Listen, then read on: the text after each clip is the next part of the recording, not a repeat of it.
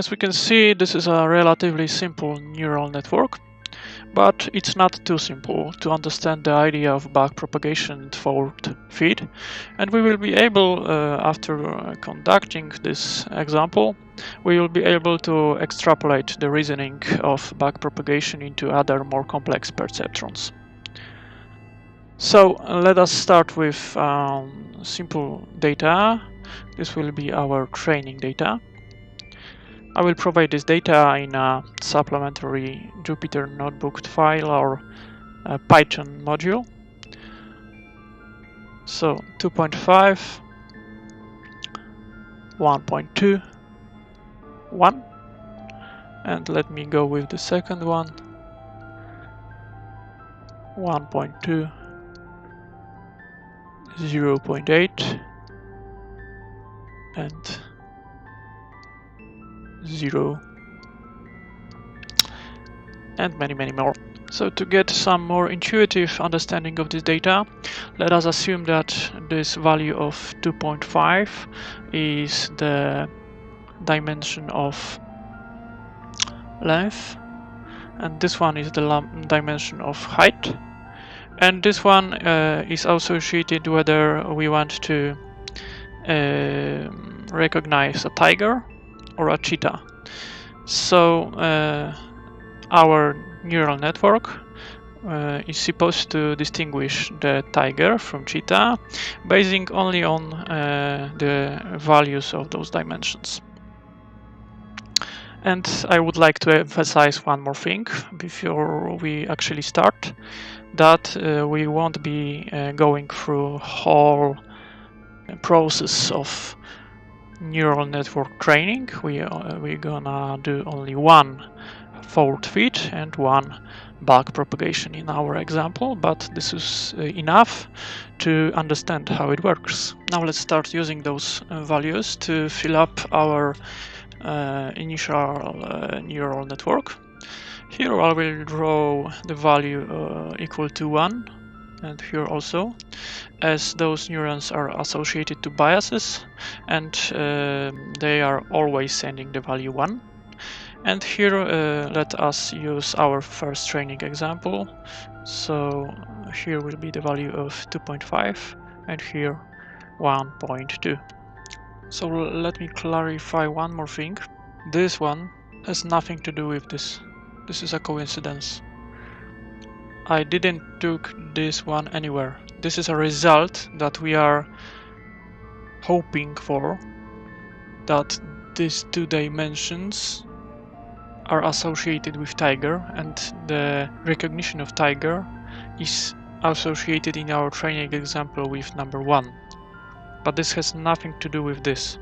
This neuron and this neuron here are responsible for generating, in association with appropriate weights, bias values for our network. So from this data I only take 2.5 and 1.2 value. I do not engage with this value at all. This is always 1, even for the second training example where there is a 0, which is associated with recognition of cheetah and not tiger. Now let's assume some arbitrary weights. The weights in the network shouldn't be arbitrary. They should be randomized, but this is an educational example, so I will arbitrarily choose some values, and I will also use only one significant digit for simplification. So I will go with 0.8 in here, 0.4 and 0.5. Here it will be 0.6, 0.3, 0.7 and 0.1, 0.2, 1.1. Now let's use some symbols and indices to capture all the weights. Let us assume that this first neuron is the neuron number 0. This is the first neuron and the second. Likewise in this input layer. So 0, 1, 2, 0, 1, 2, and let us denote that this first set of connections is the connections associated with number 1, and those are connections associated with number 2.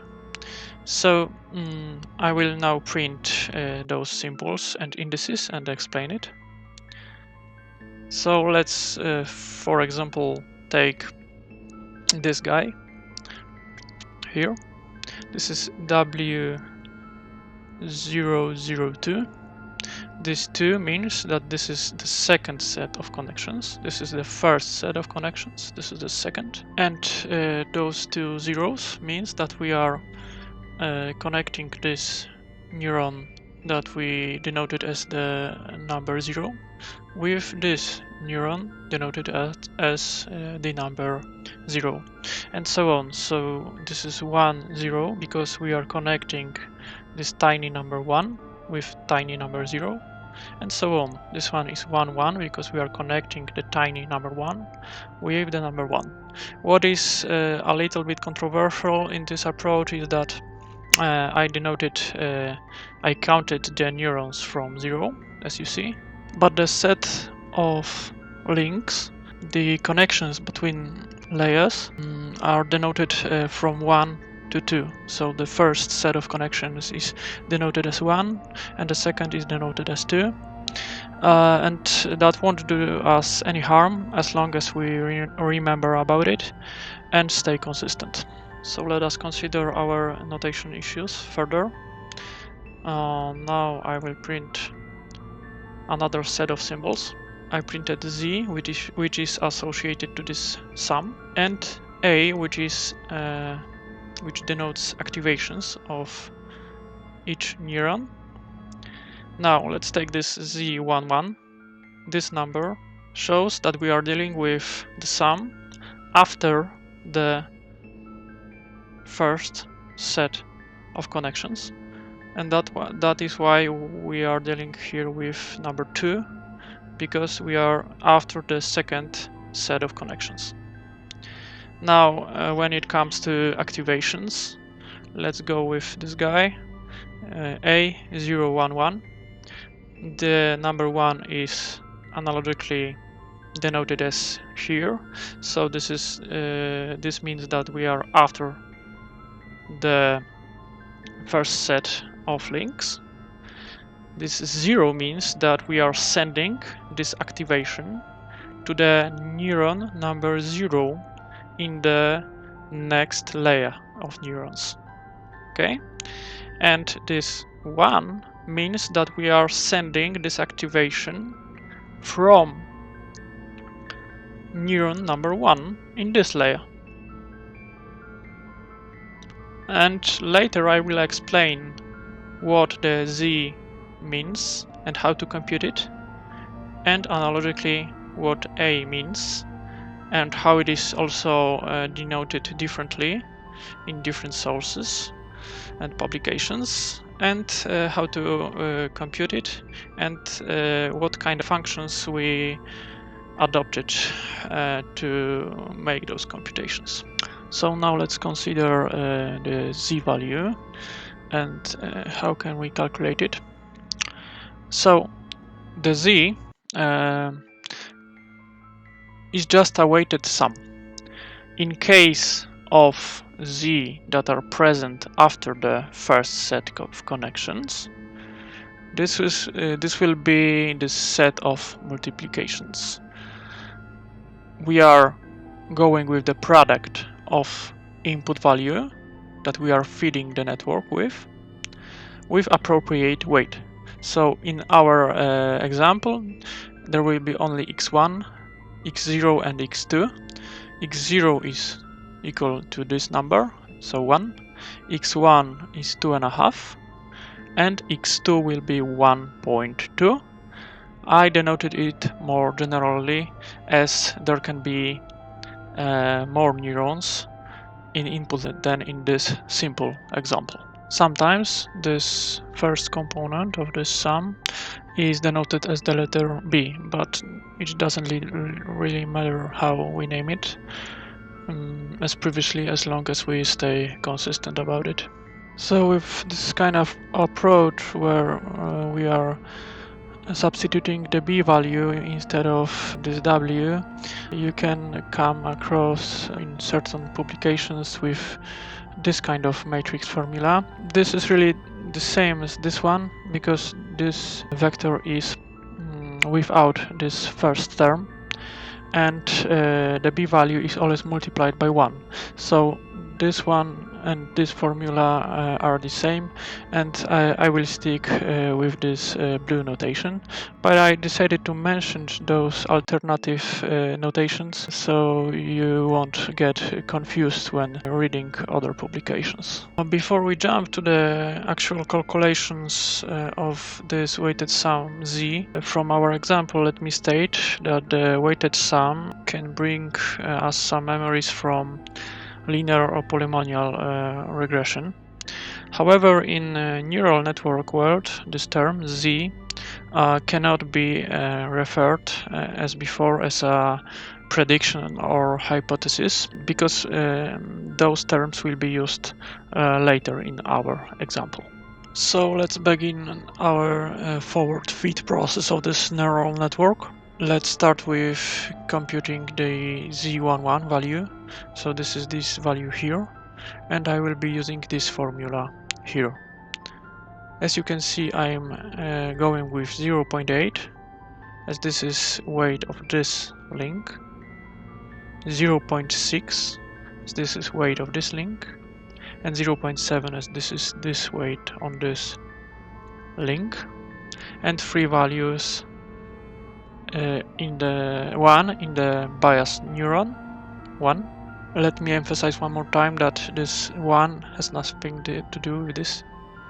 In this training data example, we also would take value 1. So 1 because this is a biased neuron, 2.5, and 1.2. And this weighted sum is equal to 3.140. Now let's calculate this value over here, z21. We are also going to use this formula, and this value 0.4 is the weight of this link. Then we are taking 0.3 and 0.1, and we are multiplying this 0.4 by 1, 0.3 by 2.5, and 0.1 by 1.2, and the value of this weighted sum z21 is equal to 1.270. Having our z values, we can now compute our activations A. The activation function is supposed to introduce some nonlinearity in our neural system.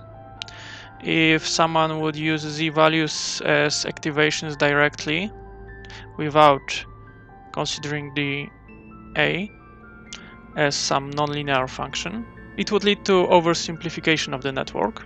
Our network would essentially be degraded to simple one-layer perceptron, which would be unable to solve most basic problems, such as example of classical exclusive disjunction tasks. This is why we are introducing the nonlinearity in our system functions that are basically arbitrarily chosen by a creator of certain neural network.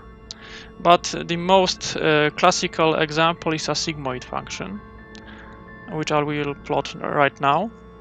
And this is the formula for a sigmoid function.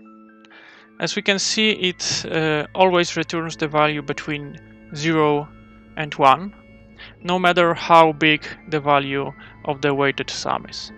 Of course, other functions can also very effectively serve as activations. For example, reciprocated linear unit function or step function that I will plot right now. But we won't be considering them in our example, and we'll restrain ourselves to a classical sigmoid function. So knowing our formula for sigmoid function, we can calculate our activations. I will start from this A011 activation. using this value of z. So let me plot it. Basically, I, in a straightforward manner, used this formula, and I brought this 3.140 in here, and the result of A011 is equal to 0.9585. Now let's calculate this value of this activation A021.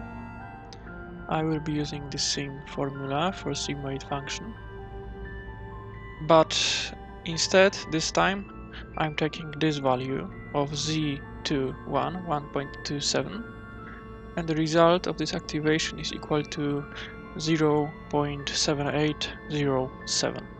So now we are having all our weights 0.5, 0.2, 1.1, and all activations A021, A011, and this number 1 in the bias neuron also can be treated as activation. So we can now compute the value of Z02. This is also the weighted sum as previously, and I'm also using this same formula as before, but instead of X values, I'm using activations from subsequent neurons. And let me emphasize that here this number 1 also can be treated as activation, as the bias neuron always sends activation 1. This number 1 and this number 1, let us remember that it has nothing to do with this value, as this is our target value and this is also our target value, and this value will be used later when estimating the cost function. So the Z02 is equal to 0.5 times 1, 0.2 times this number, and 1.1 times this number, and the weighted sum in this neuron is equal to 15505. Having the value Z02, I can compute the last activation in our neural network A02. I'm using the same sigmoid formula as before, and the result is 0.8250. Now let me move our network a little bit towards the upper left corner. Okay. Before we go any further, let me clarify that those dimensions are in meters, and I know that this is probably not the best value for the length of cheetah, but it doesn't really matter in the main goal of this whole video, which is the understanding of forward fit and backpropagation. However, those four guys, this one, this one, this one, and this one, are in meters.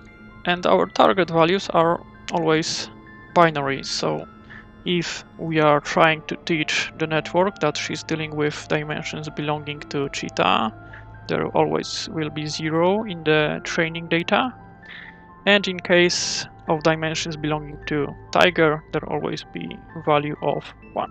So basically this boils down to a problem of simple binary classification. If tiger, 1, if not, 0. In this case, only one neuron in exit layer is sufficient, and the adoption of classical sigmoid function in the last activation is also justified. However, in modern multi-layer perceptrons, in tasks of multi-class binary classification, we can take a simple example of digit or letters recognition. There should be multiple neurons in last layer. To be exact, there should be one neuron for each class or label. In this case, we used so-called softmax function, which also has the name of normalized exponential function. However, to keep this educational example relatively simple, we will stick with the most classical approach, which, as I said before, is sufficient for our task. Generally, in classification problems, we are using for cost or loss functions, the logarithmic functions. However, in our example, we will simplify it to the mean squared error cost function taken from regression problems. This kind of function is, of course, present, for example, in linear regression problems. And we will take approach analogical to the stochastic gradient descent, where after each training example, all the connections in the neural network are getting updated instead of analyzing and averaging multiple gradients after mini batches or randomized groups of data from the training example. In addition to that, I would like to note that we are having only one neuron in the exit layer. In case of multiple neurons in the exit layer, we always should take the sum of differences between the predicted value, so this output value, and the target value to the power of 2. And we should do this for each and every one of the neurons in the output layer and sum all of these squared differences and divide by the number of neurons in the output layer. You can see that I'm also adding here the number 2. Here also, it doesn't really matter in our educational example.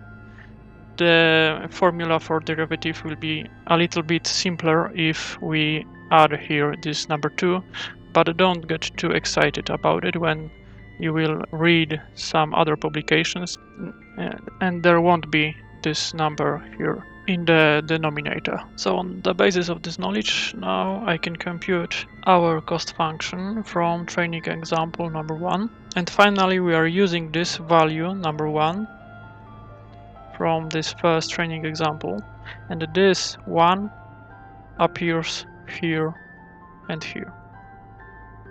I'm using this formula,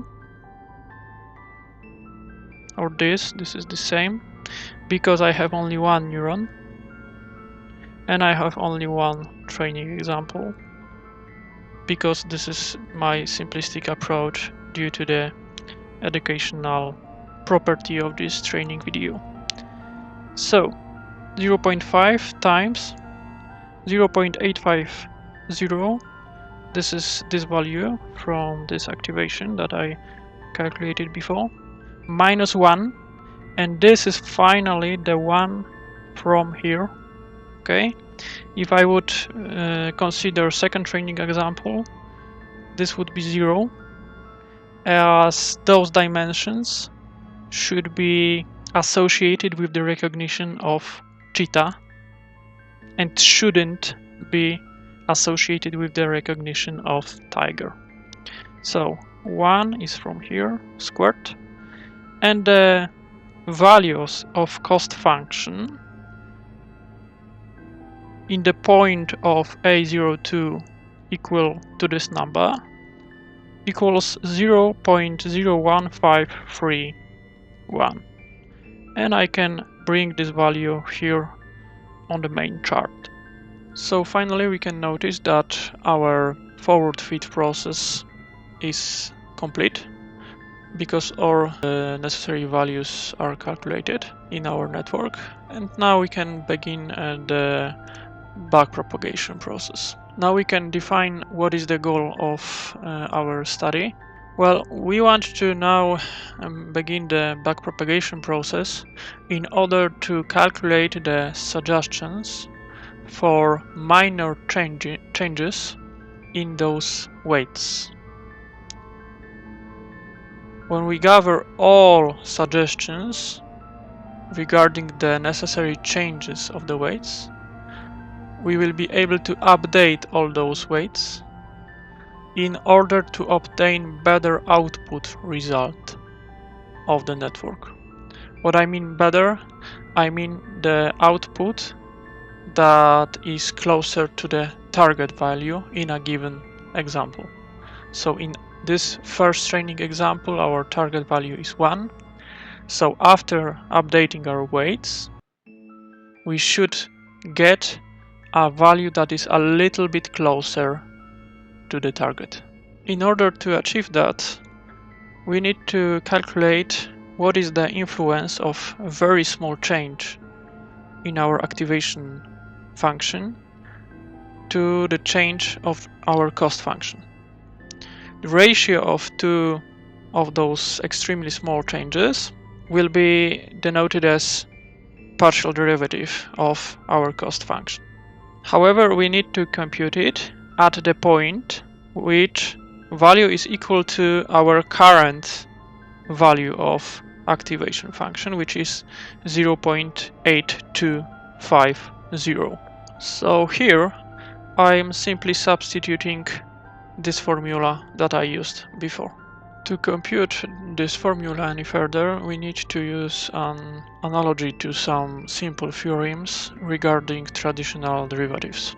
First of all, we can take the constant outside the derivative and the result will be the same. The second rule applies to the so-called composite functions. If you don't understand what the composite function means, don't stress about it. It will come clear in just a few seconds. For now, think about it as a nested function, so one function inside of another function. So if you want to compute the derivative of this f function with nested g function, we can simply calculate the product of derivative of g function with respect to x times the derivative of f function with respect to some small change in the g function. And this is the simplest form of so-called chain rule, which we will be using in our backpropagation process. So now let's use those terms in practice. Let's assume that our y function is equal to 0.5 times x minus 1 squared. And this can be treated as a simple composite function. The function that is inside this g of x will be the x minus 1, and our f function will be simply g of x squared. Right now I don't care about the c value, as it can be put it outside the derivative and the result will be the same. Now let's calculate this expression. So let's calculate the derivative of the f function with respect to x value. And I will simply be following this formula. So derivative of g function with respect to x will be this term, and the derivative of f function with respect to g will be simply this term, because I'm substituting this term and this term into the g and into the f. And thanks to this we can calculate our derivative. So derivative from x minus 1 is 1, and the derivative of g squared with respect to g is 2 times g, so 2 times x minus 1. So our result is 2 times x minus 1. Now we can use our y and c. So there will be 0.5 times 2 times x minus 1. So the final result of our y derivative is equal to x minus 1. Now, based on this informal digression, we can now calculate the specific value of this partial derivative using this outcome, and our result of derivative of the cost function with respect to activation in this point is equal to minus 0.175, which I also put it here on the main chart. So I got rid of the additional explanations and analogies and digressions to clear up some space on our diagram. And now let's focus on the attempt to update the value for our weight W002. In order to do that, we now have to calculate so-called gradient of the cost function with respect to W002, and this is equal to partial derivative of the cost function with respect to this weight in the point where the value of W002 is equal to 0.500, as this is the value that we are currently having in the neural network, this value 0.5. However, it's important to notice that our weight is not directly connected to the cost function. Therefore, we will use more advanced form of the chain rule here, consisting of 3 product components. As you can see, the W in this link is connected directly to Z, while the Z is connected directly to A, and the A is connected directly to cost. So this way, we will be able to find the gradient in a more efficient and easy way. As you can see, we already have the partial derivative of the cost function with respect to this activation. So we have this product component, and it is equal to minus 0.1750. Now let's deal with the second component of this product.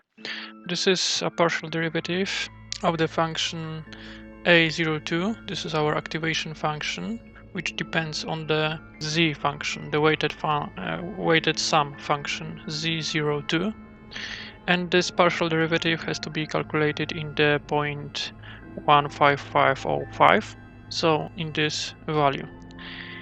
And of course, let us remind that this A02 was calculated here from this formula.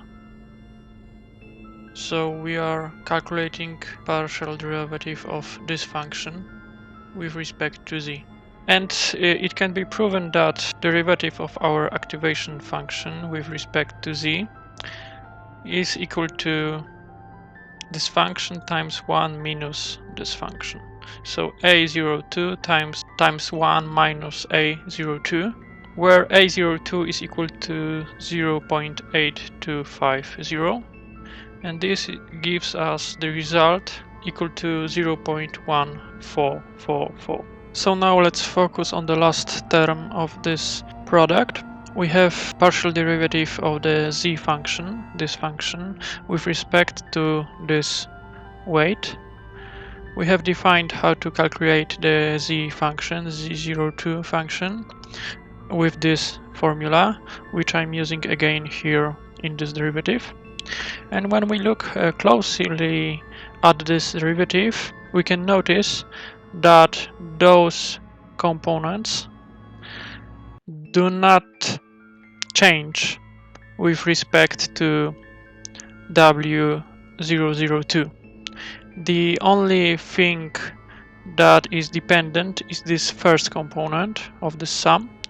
So what we want to do is calculate the derivative from this term, and it's equal to A001, which is this activation from bias neuron, which in turn is equal to 1. Having all 3 components, we can calculate this product, which will be our gradient, and it is equal to minus 0.1750 times 0.1444 times 1, and it's equal to minus 0.02527. So we can also mark this in our main chart. Of course, we shouldn't update the weights right now on the flow. We should wait for all components of the gradient vector with respect to all links, and then update the weights. However, to satisfy your curiosity, I will calculate the updated value of W002 new right now.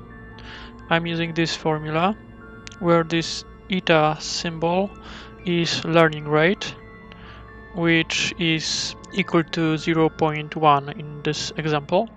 This 0.5 is the old weight, and this value is the gradient value that I calculated before. So the updated value of W002 is equal to 0.502527.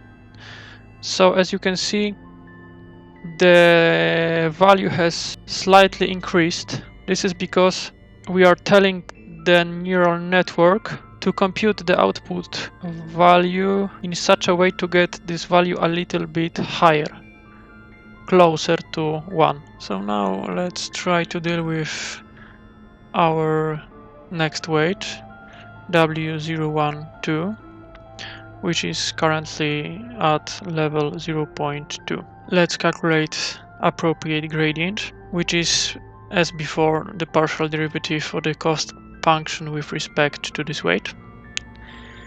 And once again, we are unable to calculate this partial derivative directly. And once again, we are using the chain rule.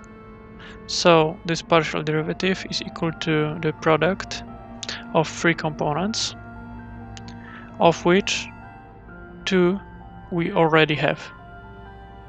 We only do not have this third component. So this is the partial derivative of the z02 function with respect to our weight. And as before, we can present this z function. And once again, we can notice that this time only this second component of the sum depends on the change of W012. So the partial derivative of this term is equal to this activation A011, and this activation is equal to 0.9585. So this is our result of the missing component of the gradient. Having it, we can now calculate this gradient.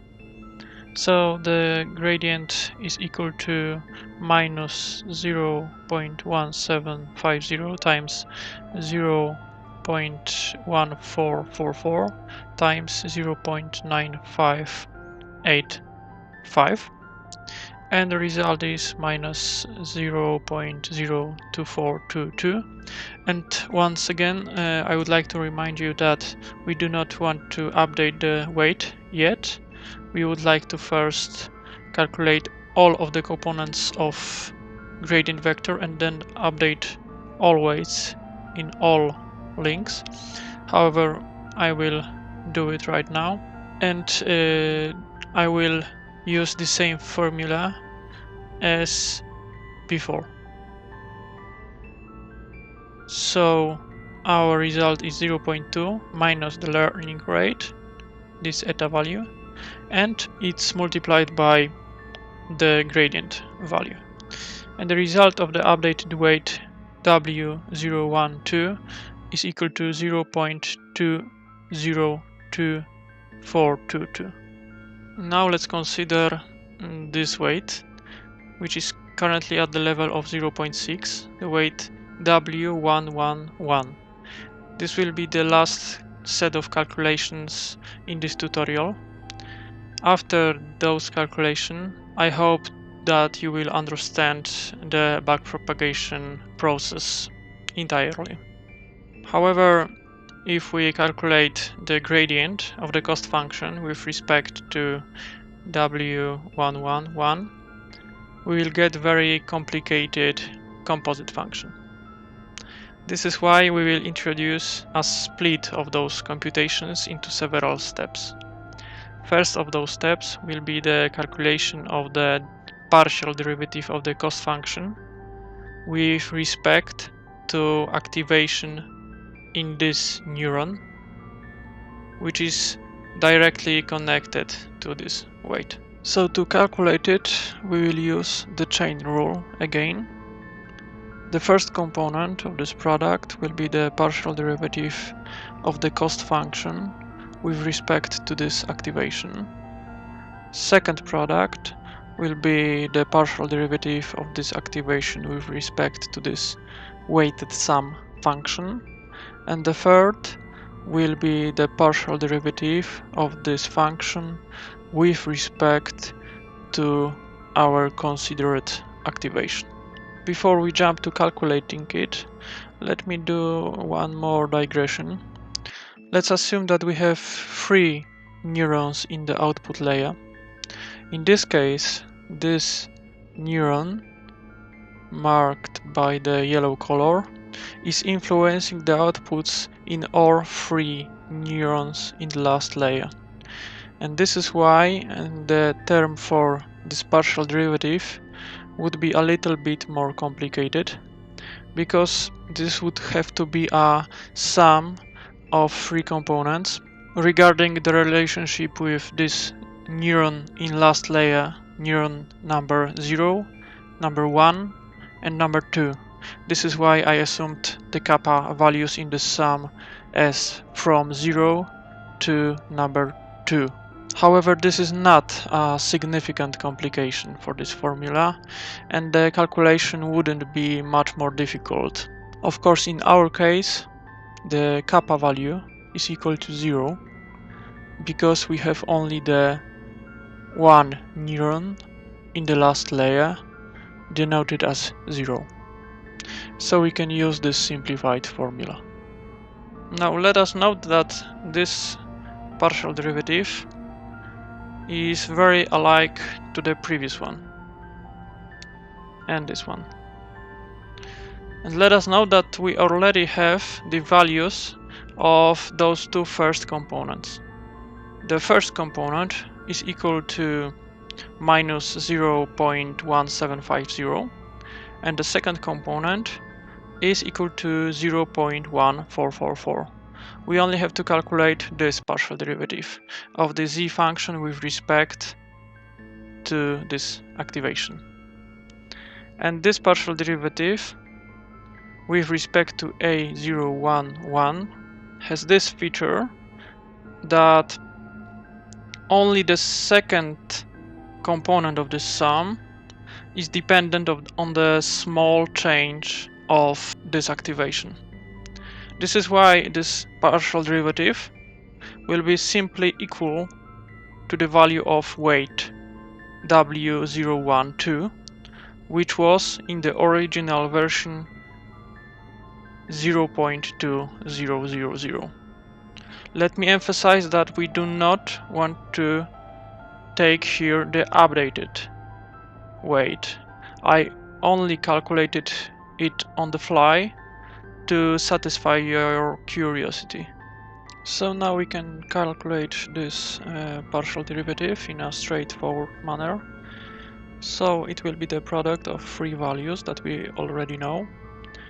The first value is equal to minus 0.1750. The second component is 0.1444, and the third is simply equal to this original weight, so 0.2. So the result is equal to minus 0.005054, and I took the liberty to write down this value also on the main chart.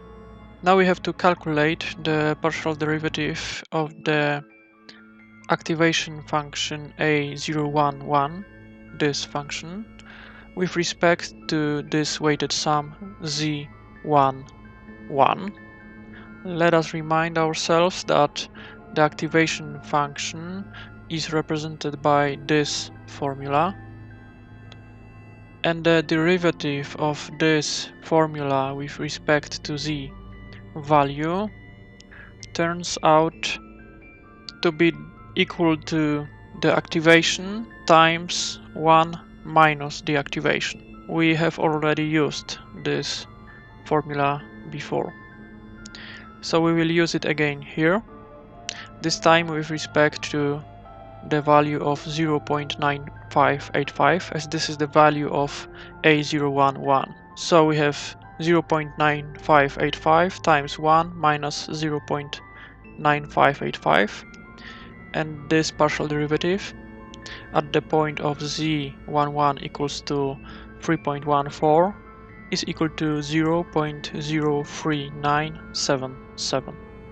In order to calculate the gradient regarding the update of this weight W111, we have one more thing to do. We need to calculate the partial derivative of the weighted sum function Z11, this function, with respect to the weight W111 at the point of the previous value of the weight, so 0.6. Let us remind ourselves that the value of the Z11 function is the weighted sum in this formula, and we can see that only the second part of this sum is dependent on the change of W111. So the partial derivative of this term will be equal simply to 2.5, so equal to this input activation in the first layer. So finally we can calculate our gradient regarding this weight. This complicated formula, thanks to all those calculations, now can be simplified to the product of three components, all of which we have already calculated. This term is calculated here, this term is calculated here, and this term is calculated here. So the product is equal to minus 0.05054 times 0.03977 times 2.5. And the gradient is equal to minus 0.0005024. Thanks to this, we can update our weight W111, and I will be using the same formula as before, where eta value is equal to 0.1 and it is our learning rate. So the final value of update for the weight W111 is equal to 0.60005024, and this is the final and last calculation of this tutorial. In addition to that, let me underline that this product got shorter and it consists only of 3 terms because we have already encapsulated some part of our chain rule in these calculations regarding this activation. So now, thanks to this, we only had to use 3 products, so the dependency between cost and activation, activation and weighted sum, and weighted sum and the weight itself. Okay, so this basically concludes what I wanted to show you. In the description of this video you will find unupdated values of all weights.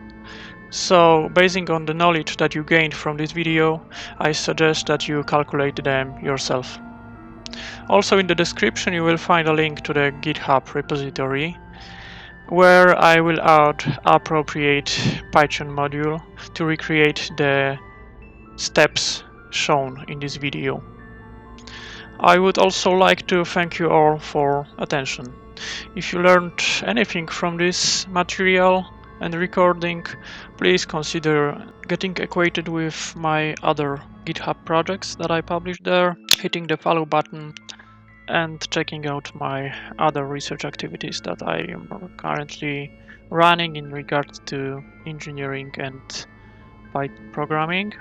And of course, please consider subscribing to this channel, as this will encourage me to make some more tutorials for you in the future.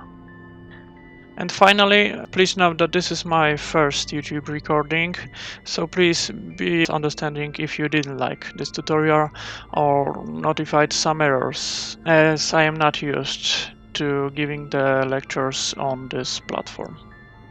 Thank you all and take care.